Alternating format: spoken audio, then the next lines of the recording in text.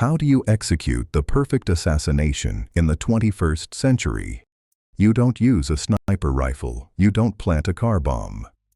You deploy a highly compartmentalized network of operatives into one of the most secure cities on Earth. You use no guns. You leave no fingerprints. You stage the target's death to look entirely natural. And you lock the hotel door from the inside on your way out. In January 2010, the Israeli Mossad executed exactly this protocol in Dubai. They successfully eliminated the chief logistics commander for Hamas. They walked out of the hotel in casual sportswear. They boarded separate flights to Paris, Frankfurt, Johannesburg, and Hong Kong. They vanished into the global airspace. On paper, they had committed the flawless crime. The hotel did not flag the room. The local police did not open an investigation. For more than 15 hours, the murder did not exist. The body was discovered the following afternoon, when a housekeeper finally entered to clean. To her, and to the responding hotel security, the scene was unambiguous. A heavy-set man in his 50s had laid down for a nap and never woken up. Cause of death, on initial assessment, cardiac arrest. By the time forensic doctors began to question that assessment, the hit squad was already gone. But the Mossad had made one fatal miscalculation. They had prepared for a human investigation. They had built physical disguises to trick human eyes and forged passports to trick human border guards. They didn't realize they were operating inside a machine. Dubai was not just a city, it was a closed-loop biometric grid. By 2010, the emirate had densely instrumented every public space. Every hotel lobby, every elevator, every taxi rank, every shopping mall, every customs gate. With a CCTV network that was, by police order, indexed and retained for 30 days. The local police chief did not dust for fingerprints. He treated his city like a massive corrupted hard drive. He authorized the extraction of over 10,000 hours of footage. And through sheer computational brute force, the Dubai authorities did the unthinkable. They retroactively decompiled the world's most elite intelligence network. This is File 04, the Dubai Grid. MAHMOUD Al-MABHOUH was not a low-level operative. He was a co-founder of Hamas's military wing, and as the senior commander responsible for smuggling advanced Iranian weaponry, including the long-range Fajr rockets that would later target Tel Aviv, into Gaza through a network of Sudanese and Egyptian intermediaries. He sat at the absolute top of the Mossad's kill list. Israeli intelligence had been hunting him for over 20 years. 2 earlier attempts on his life, both in Damascus, had failed. On January 19, 2010, Al-MABHOUH landed in Dubai. He was traveling alone. He carried no bodyguards and no escort. He believed that the neutral, hyper-secure environment of the Emirates provided a natural shield against foreign intelligence operations. He was wrong. The moment his flight touched down, the network was already online. Over the preceding 24 hours, a massive hit squad had infiltrated the city. They did not arrive together. They flew in from Zurich, Rome, Paris, and Munich on separate flights. They checked into separate hotels. They never made physical contact with each other on Emirates soil. To bypass the Dubai border grid, the Mossad did not invent fake people. They stole real identities. Their selection criteria was specific. They targeted dual citizens living quietly in Israel. People who held legitimate British, Irish, Australian, French, and German passports, but who would have no reason to travel to Dubai. The intelligence agency cloned their biographies, manufactured physically perfect duplicate documents, including the embedded biometric chips that European passports had recently adopted, and substituted the agents' photographs in place of the real citizens. The border guards in Dubai scanned the chips. The names checked out in the international databases. The agents walked right through. This was not a lone assassin, this was a swarm. 27 highly trained operatives divided into rigid, compartmentalized teams. surveillance nodes, logistics coordinators, communications relays, and the execution element. Most of the agents did not know each other's real names. Most did not know each other's true assignments. Compartmentalization was the architecture. As Al-Mabhouh moved through Dubai, the surveillance teams deployed a tactic the trade calls the box. Wherever the target went, he was boxed in by 4 or 5 operatives, positioned in front of, behind, and beside him at all times. They wore wigs, fake mustaches, glasses, and carried tennis rackets to blend into the luxury resort environment. They never made eye contact with the target. They never made eye contact with each other.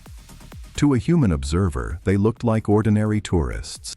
To ensure that the Dubai authorities couldn't intercept their communications, the agents never called each other directly. They carried encrypted prepaid burner phones, all purchased weeks earlier in Europe. Every single call made by a spotter in Dubai was routed through an automated command relay located in Vienna, Austria. The Vienna hub took the inbound call, anonymized the source, and bounced the signal back out to the receiving agent. To the Dubai telecommunications grid, it looked like every operative in the city was independently calling Austria. None of them appeared to be calling each other. At 3:20 p.m., Al-Mabhouh arrived at the Al Bustan Rotana Hotel and checked into room 230. The swarm followed him in. The spotters took up positions in the lobby and the hallway. The trap was set. Now, the execution team just had to bypass the hardware. Breaking into a modern luxury hotel room without leaving physical damage requires a deep understanding of the architecture. You cannot kick the door down. You cannot leave pry marks on the frame. You cannot trip the lock's tamper sensor. The Mossad team did not break in, they engineered around the hardware. When Al-Mabhouh left his room at 4:30 p.m. to attend a business meeting in the city, the breach team moved. Their first task was not the door, it was the room's communications. The communications unit, dressed in the maintenance uniform of the hotel chain, slipped into a service corridor and from there into a telecom closet adjacent to the second-floor wiring frame. The Al Bustan Rotana, like most luxury hotels of its era, was still running on an analog PBX phone routing board for in-room calls. They cabled into it directly. With a small physical bypass module, they rerouted the analog phone line specifically for room 230. Any inbound call to that room would now hit a parallel circuit. The hotel switchboard would falsely register the line as ringing. To anyone trying to reach Al-Mabhouh, the front desk, a colleague, a contact in Tehran, the room would appear merely unanswered. The room was now digitally dark. Next came the physical firewall, the door.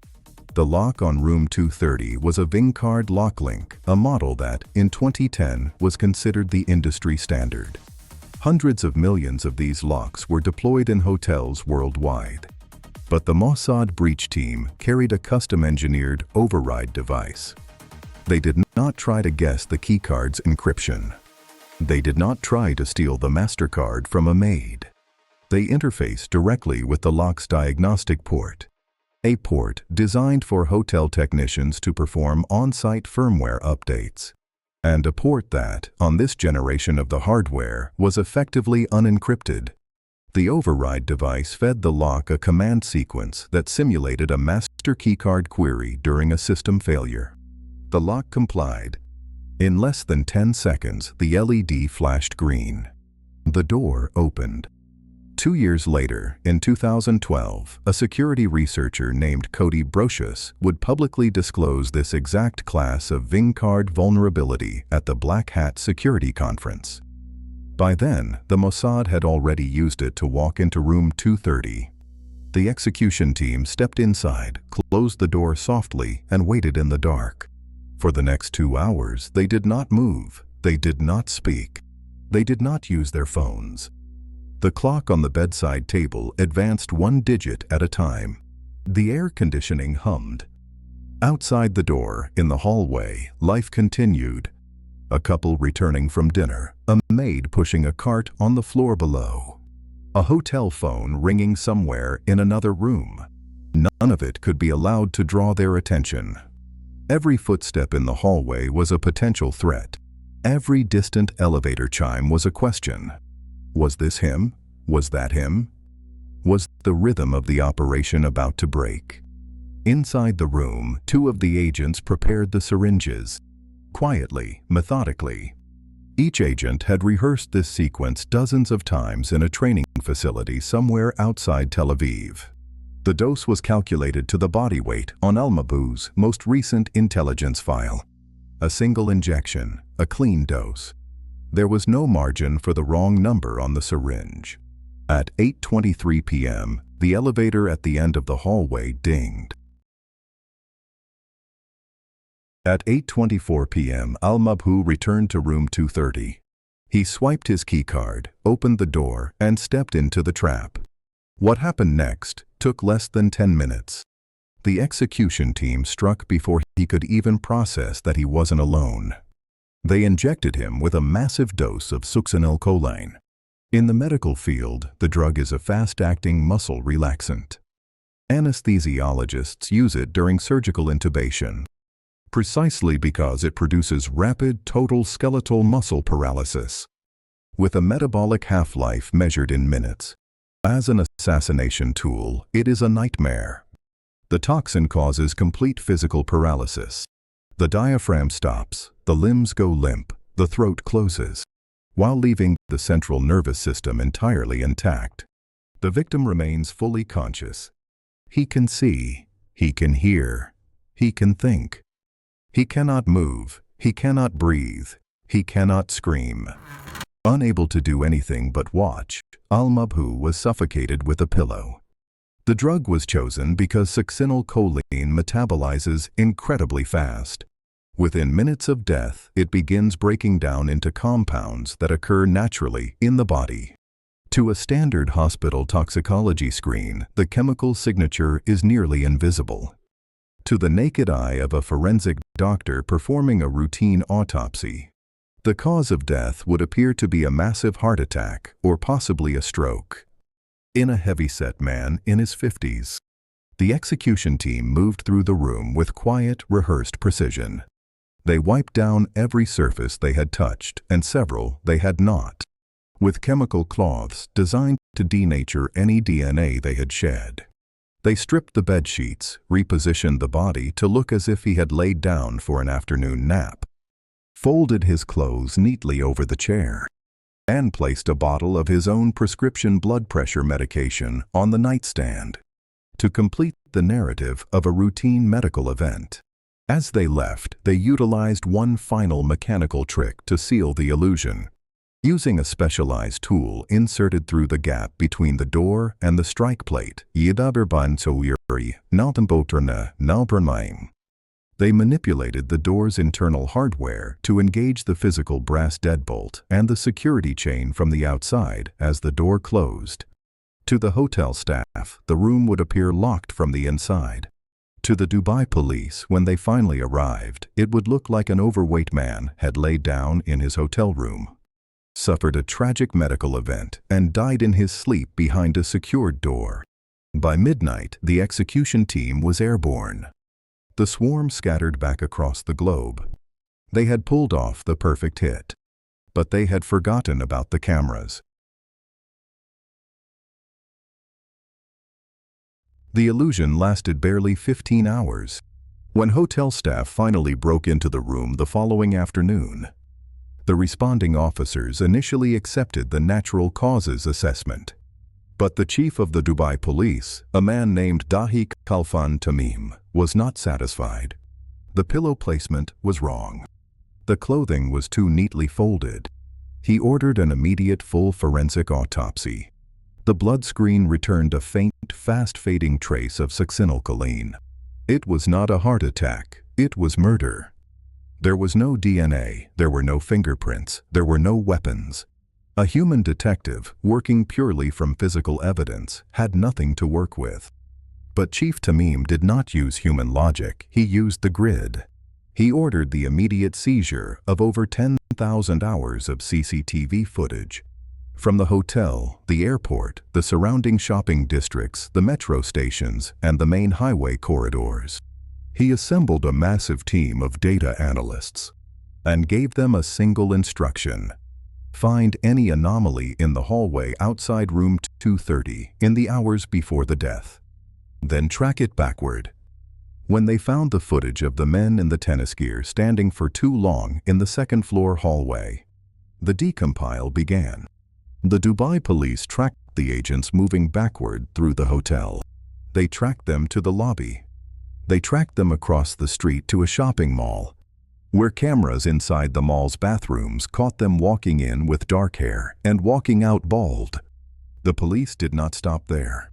They linked the timestamps of the CCTV footage to the cell tower pings of the agents' Austrian burner phones.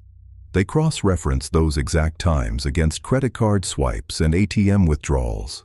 They tracked the faces all the way back through the airport to the customs desks and pulled the exact fake passports each agent had used to enter the country.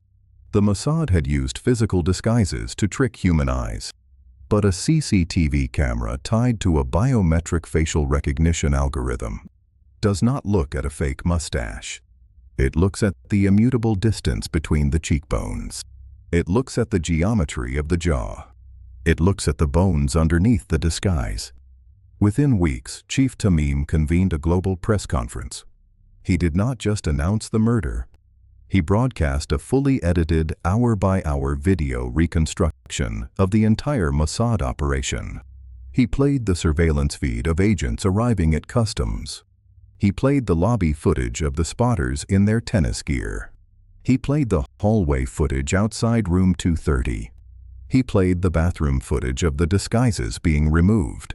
He displayed the faces, the forged passports, the aliases, and the exact movements of all 27 agents on screens broadcast live around the world. He uploaded the full reconstruction to the public internet. The hit squad had escaped the country, but their operational lives were over. The entire network was permanently burned. The geopolitical fallout was catastrophic.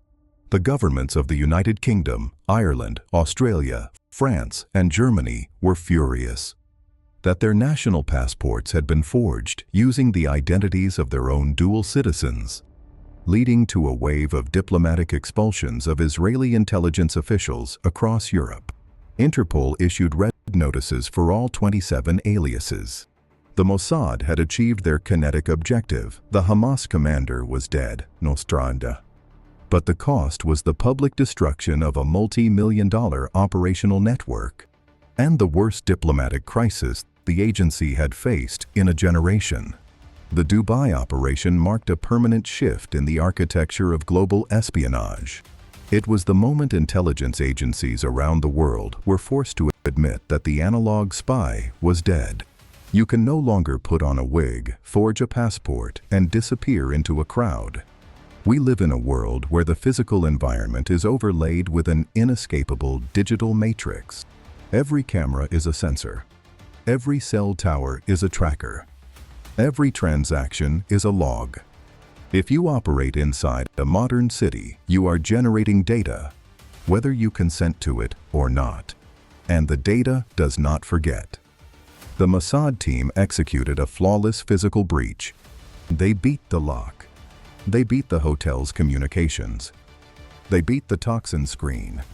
They beat the door. They were defeated instead by a forensic data exploit. They thought they were invisible until the system parsed the logs. The session is logged. The connection is closed. The files remain open.